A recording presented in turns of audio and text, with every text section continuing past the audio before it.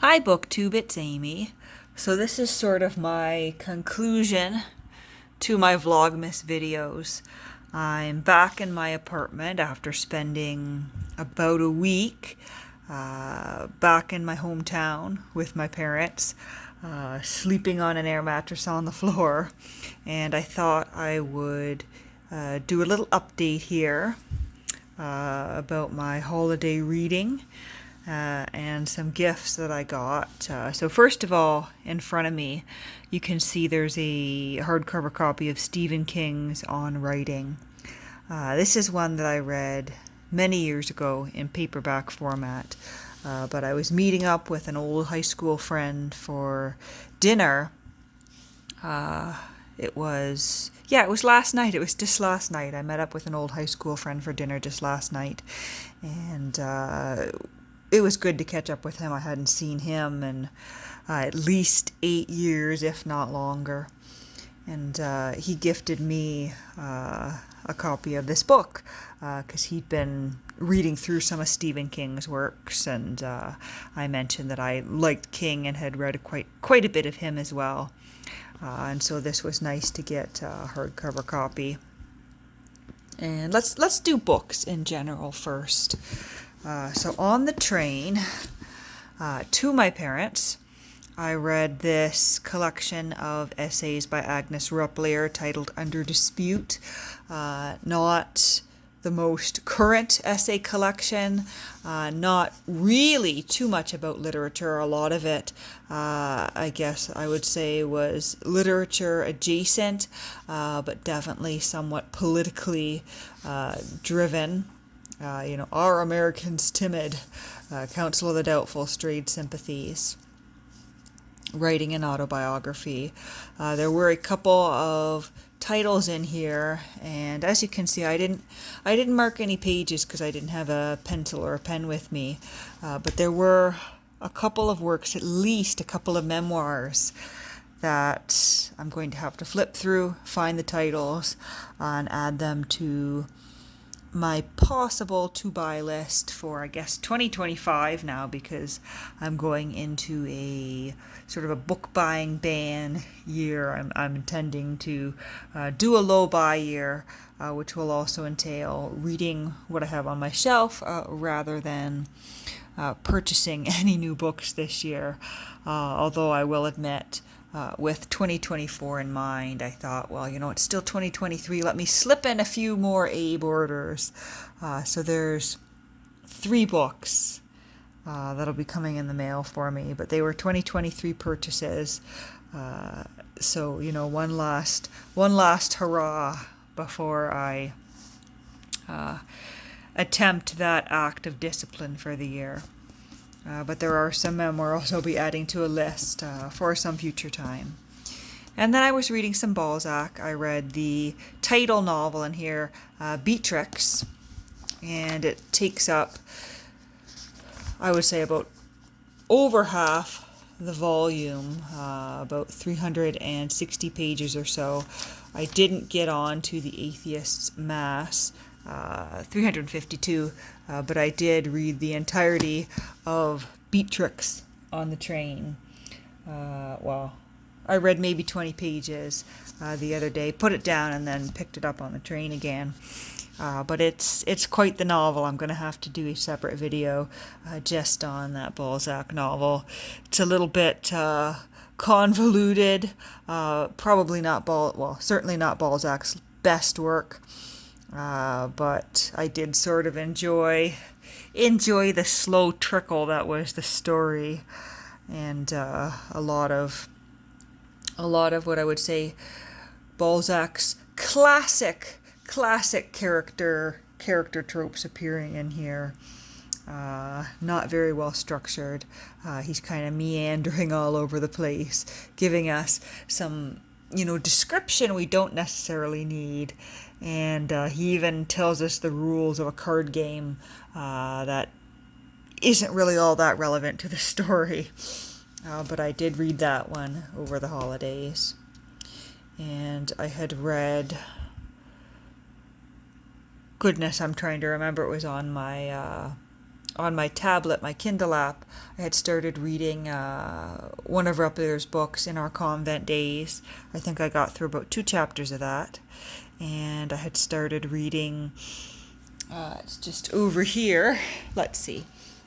I had started reading this one here in French. I'm not understanding everything, but I'm understanding enough to understand the story. It is a children's book, Cher Journal, Une vie à refaire, Mary MacDonald, fille de loyaliste, Johnstown, province of Quebec, 1783. And so in English, and I'm pretty sure I read this one as a kid. In English, this is a series called Dear Canada, and it's these novels written in a diary format by, these diary entries are by young girls. Usually, I think they're usually between the age of like 10 and 13, the characters in these novels, but their diaries focused on important moments in Canadian history.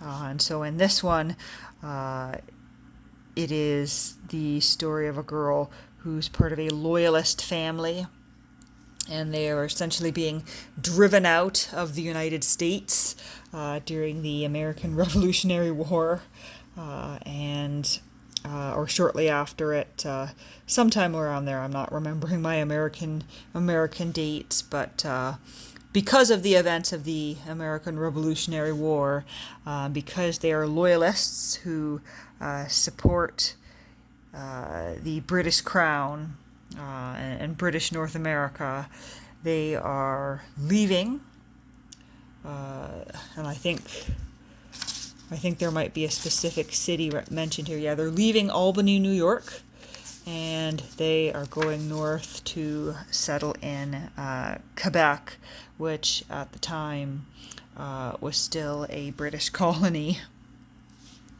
And I'm sort of going entry by entry, one per day.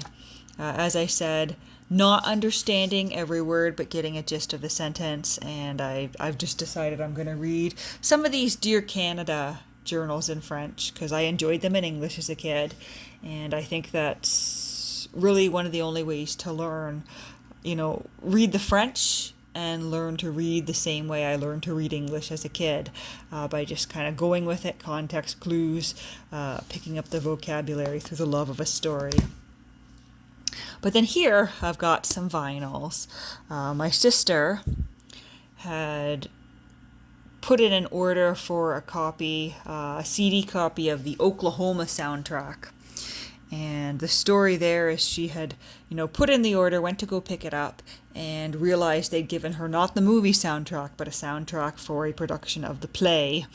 And so she had to go back, and I tagged along when she went back and was looking through their used record section, and I saw this, and I was just like, oh my God, yes, I want that. And it was only 99 cents.